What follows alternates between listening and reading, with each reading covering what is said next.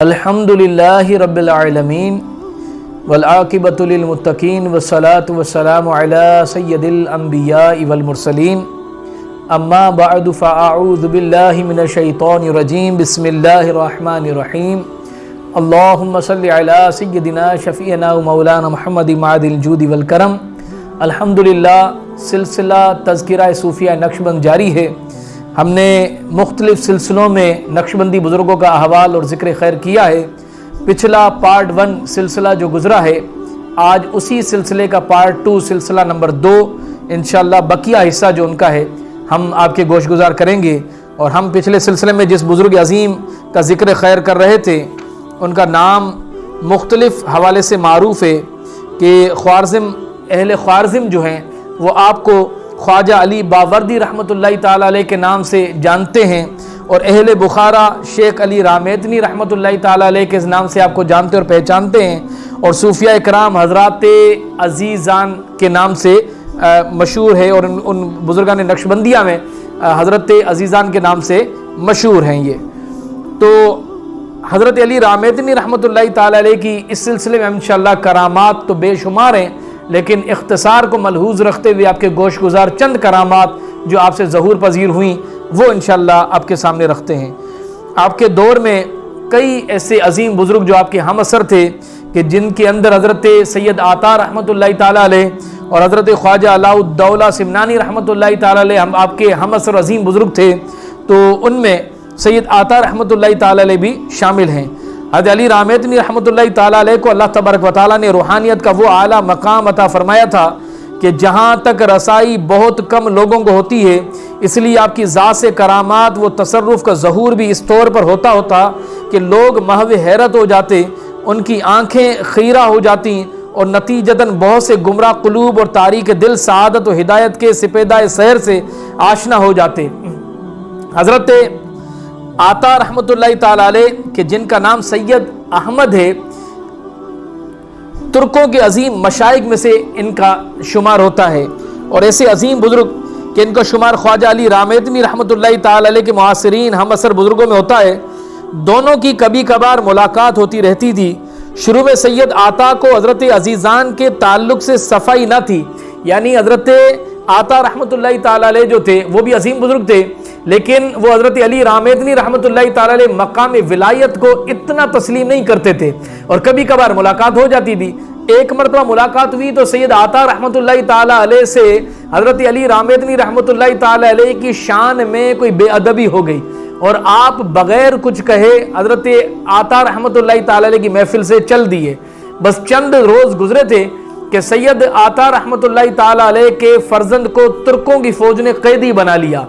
آپ یعنی سید عطا رحمۃ اللہ تعالیٰ علیہ جان گئے کہ ہو نہ ہو کہ یہ معاملہ حضرت علی رامیتنی رحمۃ اللہ تعالیٰ علیہ کی بے ادبی سے ہوا ہے۔ آپ بھاگتے دوڑتے شرمسار ہوتے ہوئے اور رنجیدہ ہوتے ہوئے حضرت خواجہ علی رامیتنی رحمۃ اللہ تعالیٰ علیہ کہ جو محمود فغنوی رحمۃ اللہ تعالیٰ علیہ کے خلیفہ اعظم ہیں ان کی خدمت میں گئے، اور اپنی غلطی کا اعتراف کیا، اور ان کا مقام ولایت کو تسلیم کیا، اور آپ کی ایک پروقار تقریب اور دعوت اور اکرام سے آپ کو نوازنے کے لیے دعوت پیش کی۔ جب آپ گئے تو اس دسترخوان میں اس وقت کے بڑے بڑے علماء، مفتیان کرام اور بڑے بڑے صاحب علم اور صاحب کرامات بزرگ اس دسترخوان پر موجود تھے۔ آپ نے دیکھا کہ دسترخوان سجا ہوا ہے، اور کھانا کھلانے والے، پانی پلانے والے، خدمت گزار آپ کی تکریم کے لیے کھڑے تھے۔ حضرت خواجہ علی رامیتنی رحمۃ اللہ تعالیٰ علیہ نے کہا، اسی وقت میں سارے بزرگ جب دسترخوان پر موجود تھے تو خواجہ علی رامیتنی رحمۃ اللہ تعالیٰ نے فرمایا کہ پانی کا ایک قطرہ بھی تب تک لب سے نہ لگاؤں گا، اور دانے کا ایک دانہ بھی، اور کھانے کا کوئی ایک دانہ بھی اپنے لب سے نہ لگاؤں گا کہ جب تک حضرت عطا رحمۃ اللہ تعالیٰ علیہ کا صاحبزادہ اس دسترخوان پر موجود نہ ہو۔ کمال دیکھیے کہ لوگ محو حیرت تھے کہ حضرت خواجہ علی رامیتنی رحمۃ اللہ تعالیٰ علیہ کتنی عظیم بات کر رہے ہیں کہ اب یہ کس طرح سے حضرت خواجہ عطا رحمۃ اللہ تعالیٰ علیہ کا صاحبزادہ اس وقت آ سکتا ہے کہ جنہیں ترکوں کی فوج نے قیدی بنا لیا ہے۔ دیکھتے ہی دیکھتے بارگی مجلس میں شور بلند ہوا، اور لوگ حیران ہو گئے، اور ترکوں کی قید سے اس کی ریائی و کیفیت اس طرح سے سامنے آ گئے۔ تمام حاضرین نے آپ کے فیضان کلام کے ظہور کا اثر کے منتظر تھے، اسی وقت سید آتا کا فرزند گھر میں آ پہنچا، یک بارگی مجلس میں شور بلند ہوا اور لوگ حیران ہو گئے اور ترکوں کی قید سے اس کی ریائی کیفیت دریافت کی۔ اس نے کہا کہ میں اس سے زیادہ کچھ نہیں جانتا کہ میں اس وقت ترکوں کے ہاتھ میں قید تھا اور وہ مجھ کو قیدی بنا کر اپنے ملک لے جا رہے تھے، اور فی الحال میں اپنے آپ کو آپ لوگوں کے پاس دیکھ رہا ہوں۔ تمام مجلس والوں کو یقین ہو گیا کہ یہ تصرف اور یہ کرامت حضرت عزیزان سے ہی ظہور پذیر ہوئی ہے۔ قربان جائیے، کمال دیکھیے۔ اسی طرح سے آپ جیسے کپڑے بننے کا کام کرتے تھے، حضرت عزیزان قدس سر شہر خوارزم میں شام کو سوت بیچنے والوں کے بازار میں جاتے تھے، اور جن فقیروں کا سوت نہ بکتا تھا ان کا سارا سوت خرید کر گھر لے آتے اور 40 گز کرباس اس طرح سے بن لیتے تھے کہ خود گھر کے ایک کونے میں بیٹھ کر مراقبے میں مشغول ہو جاتے۔ وہ 40 گز کرباس بغیر اس کے کہ آپ کا ہاتھ لگے خود بخود تیار ہو جاتا تھا۔ کمال دیکھیے کہ اس طرح حضرت علی عزیزان کا لقب نساج رکھ دیا گیا۔ چنانچہ حضرت مولانا رومی رحمۃ اللہ تعالی علیہ نے اپنے اشعار میں اس طرح اشارہ کرتے ہوئے ارشاد فرمایا، گرنا علم حال فوق قال بودے کے شدے بندہ آیان بخارا خواجہ نساج را، یعنی علم حال اگر کال سے بہتر نہ ہوتا تو سرداران بخارا خواجہ نساج کی کس طرح غلامی اختیار کرتے۔ ممکن ہے کہ اس کرباس کو مردان غیب یا مسلمان جنات جو آپ کے مرید تھے یا فرشتے بحکم خداوندی بن دیتے تھے، یا بغیر ان تمام اسباب کے وہ کپڑا بننا جاتا تھا جس کی حقیقت عام لوگوں نہیں جان سکے۔ بہرحال جب کپڑا تیار ہو جاتا تو حضرت عزیزان قدس اس کو بازار لے جاتے اور فروخت کر دیتے۔ جو کچھ اس سے نفع حاصل ہوتا اس کو 3 حصوں میں تقسیم کرتے۔ ایک حصہ علماء پر صرف کرتے، دوسرا حصہ فقراء پر، تیسرا اہل و عیال پر۔ دیکھیے ان اولیاء کے جو افعال مقدسہ ہیں ان سے ہمیں یہ درس بھی ملتا ہے کہ اپنے مال سے فقراء، اہل و عیال کے ساتھ صاحب علم حضرات جو مدارس ہیں، جامعات ہیں، جہاں پر دینی تعلیم دی جاتی ہے تو ان کی مدد بھی کرنی چاہیے، علماء کی خدمت بھی کرنی چاہیے۔ ایک روز حضرت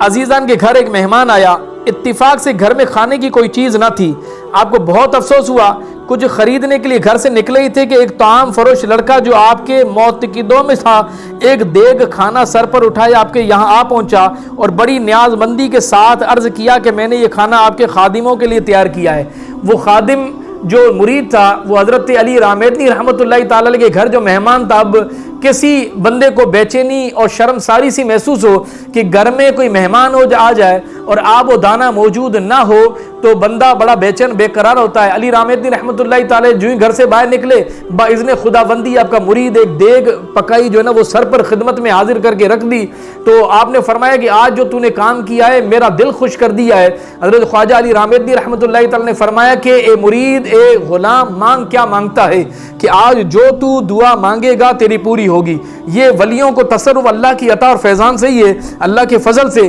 اللہ کے ولی یہ قوت، یہ پاور، یہ طاقت، یہ تصرف رکھتے ہیں کہ جسے چاہیں تو نگاہوں سے نواز دیں۔ آپ نے اپنے مرید کو کہا کہ مانگ کیا مانگتا ہے، تو کمال دیکھیے، مرید بھی با کمال، مرشد بھی با کمال، کہ مرید عرض کرنے لگا کہ حضرت مجھے خواجہ علی رامیتنی بنا دیجئے، یعنی گویا جیسے آپ ہیں ویسا ہی بنا دیجئے۔ تو آپ نے فرمایا کہ یہ تو بہت مشکل ہے کہ بار ولایت کی قوت تجھ میں نہ ہوگی اور تو ہو سکتا ہے کہ دنیا سے ہی رخصت ہو جائے، لیکن مرید نہ مانا۔ پھر آپ نے ان کا ہاتھ پکڑا اور خلوت میں لے گئے اور اپنے فیضان سے انہیں نوازا۔ تقریباً روایتوں میں آتا ہے کہ ان کا جو مرید تھا ان کی شکل و صورت اور سیرت بھی عینی خواجہ علی رامیدنی جیسی ہو گئی۔ 40 روز تک تو یہ مرید حیات رہا اور پھر بار ولایت کو برداشت نہ کرتے ہوئے دنیا سے رخصت ہو گیا۔ جب حضرت عزیزان نے بحکم ربانی ولایت بخارا سے خوارزم کا قصد کیا اور چاہا کہ وہاں تبلیغی کام انجام دیں تو آپ شہر خوارزم کے دروازے پر پہنچنے کے بعد ٹھہر گئے